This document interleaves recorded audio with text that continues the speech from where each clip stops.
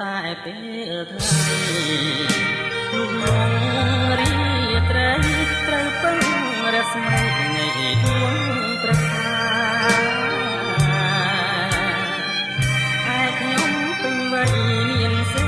រីដាតែដូចជាគ្មានន័យទេតម្រើចិត្តគេជាងខ្លួនកើតជាព្រះច័ន្ទមិនស្ដាយរស្មីស្ម័គ្រជួយរីត្រីបំភ្លឺលោកីជួបស្វែងសូរ្យាព្រះរៈនៃខ្ញុំរៀមច្បងគ្រួសារមិនខំពីដួងច័ន្ទថ្លាដូចជាវាសនាជួយសាច់ឈាមអាយហាដូចជាទឹកលើស្លឹកឈូកត្រូវជាអល់បងមកគុំសោកបោកកាយស្នាយស្លឹកណាឈូកចេញបងព្រាត់ពីស្រីតែចិត្តមេត្រី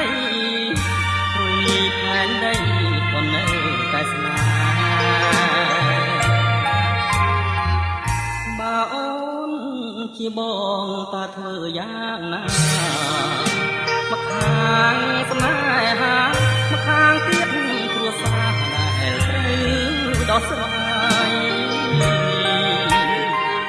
អូនអើយស្នេហាយ៉ាងណាមិនស្ដាយតែធ្វើមិនទៅឆោមឆាយស្អាតរឿងគ្រួសារមិនខំរួចផង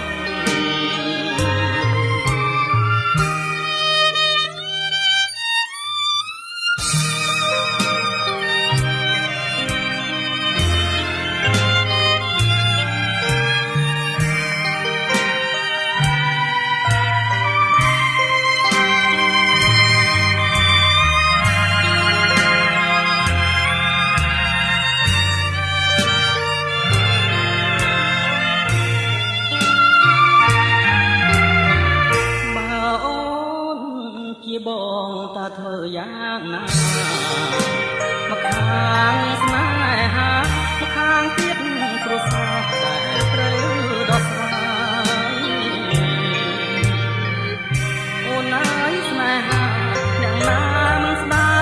យតែធ្វើមិនទៅឆោមឆាយស្រាយរឿងគ្រួសារមិនទាន់រួចផង